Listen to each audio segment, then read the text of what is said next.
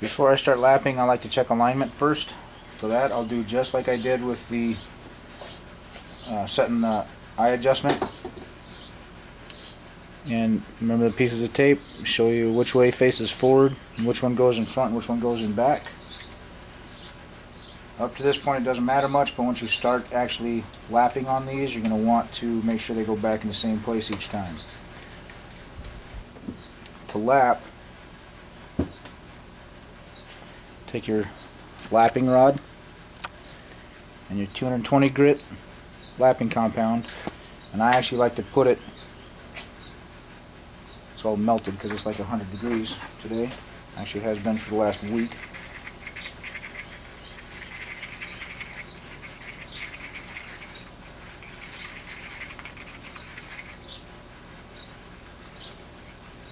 I like to put the lapping compound inside the rings.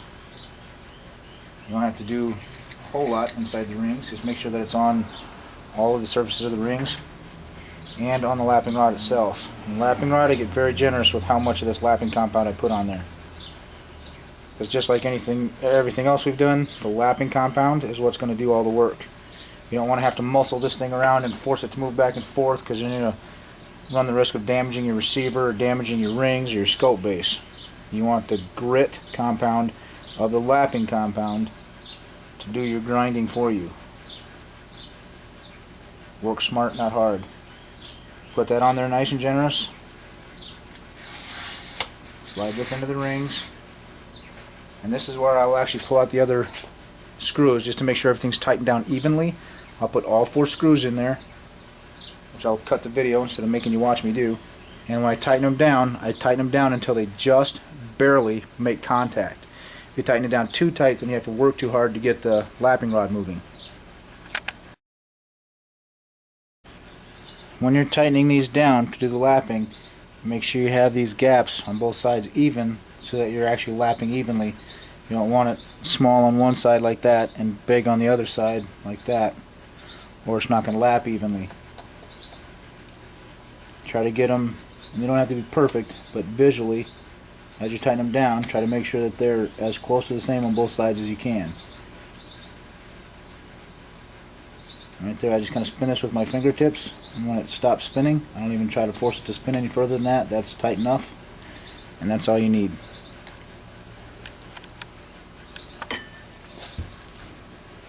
Now to check to make sure that it's tight enough but not too tight before I tighten the second ring, just grab it and see if it'll rotate. It should take a little bit of effort to make it rotate, but it shouldn't take much. You should be able to rotate it with your fingertips, but you should be able to have to use a little bit of effort to rotate it with your fingertips. That's about perfect.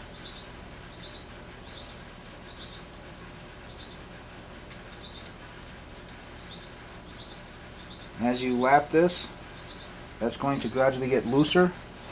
So as you go, you'll have to tighten it back down a little bit. And then every once in a while, every minute or so, I like to do it by times, about every minute. Some people do it by stroke count. I don't like counting that much.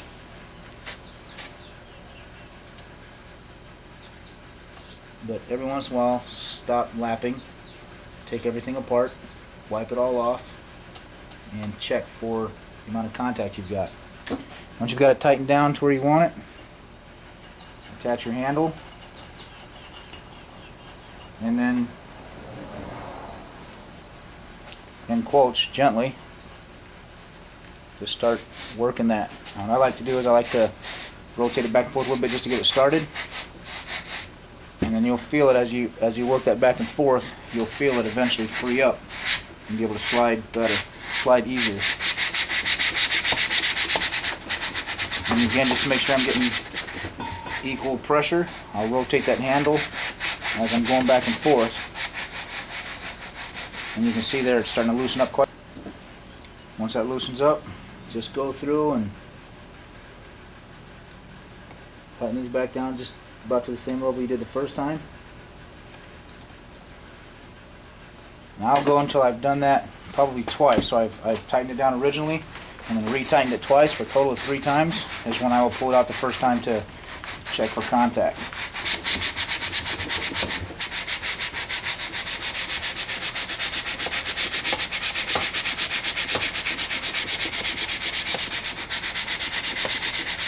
And that's nice and loose. So I go through and I'll tighten it down one more time.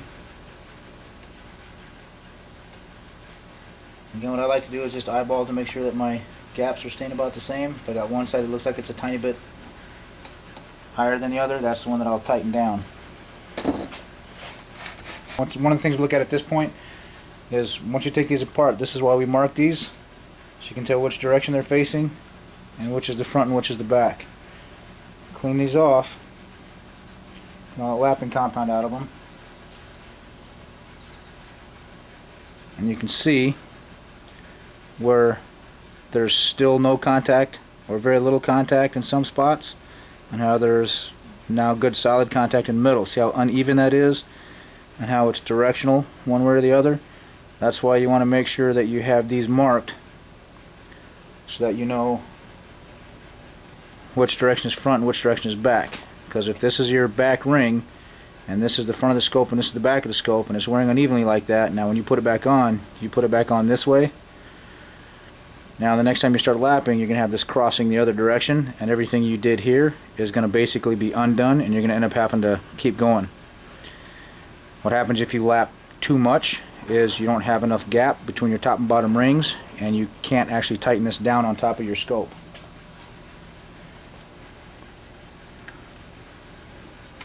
Your bottom rings will probably fare a little bit better because they actually have downward pressure from the weight of the rod. I try to do a little bit of lifting on it while I'm lapping just to avoid that.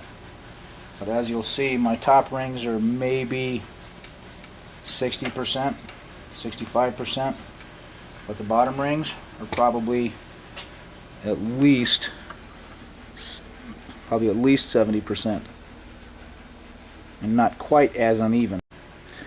Okay, before you go any further, make sure you get everything on here cleaned off real well. As you can see, there's a lot of places in here that lapping compound can get, that once you have that scope on there, you are not going to be able to get it out of there without a lot of effort. It's a little bit of a pain as it is now, but later on it's worse. As you can see by looking at the rings, I have just a tiny little bit of black still showing. Everything else is nice and silver and clean on the low rings. And on the high rings, they look a lot better than they did. There's still some low spots on there, and that's what you're doing, is this silver is high spots that you're actually lapping down to make flat and level. These are low spots that you haven't lapped deep enough yet. Like I said, you don't want to lap too deep, which is why I say it goes somewhere between 80% and 100%. This one I figure is probably pretty close to 80%. So I think that's good to go, especially when you consider that the bottom half is going to be closer to about 90 or 95%. And this one's actually closer, I think well over 80%. So these are done.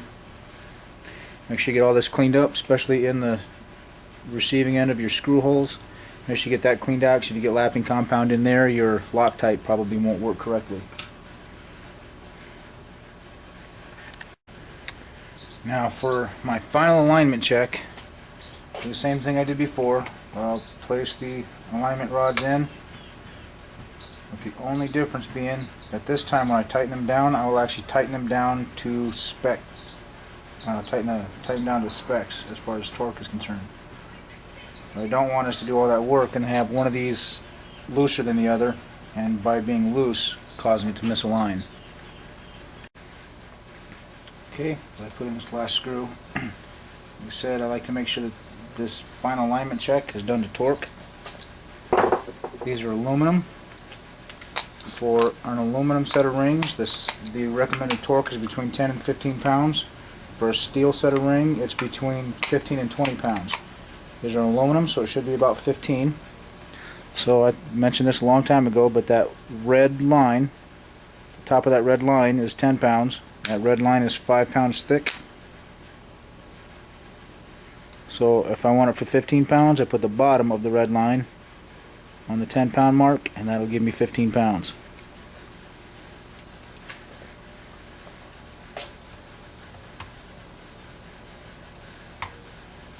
And I just go through and visually check to make sure that the gaps are even, at least that they appear close to even. I like them to be as close as I can without having to pull out a caliper. and you'll quickly find that 15 to 20 pounds of torque is not much. It does not take much to hold the scope in place. And like I mentioned, I'll put the video up. I know people are going to ask. I use this technique and this equipment to mount a scope on a Smith & Wesson 500, and per specs, the steel rings I had on that were tightened down to 20 pounds, 20 inch-pounds, no more. Everything on there was tightened down to the specs recommended by the Wheeler scope kit, and we have fired that thing like crazy, and I've had no problems with the scope base or the scope rings. And I only have 2 rings on there, unlike what some of the people on the internet say you need at least 3, and some even say 4. If you mount the stuff properly, you don't have those issues. As you can see, that is aligned properly. If that tip was still there, not worn off, I could actually make those tips touch. That's about as perfect as it gets. So, take all those off, put the scope in there, set to the eye relief that you adjusted earlier, and level it out, torque it down.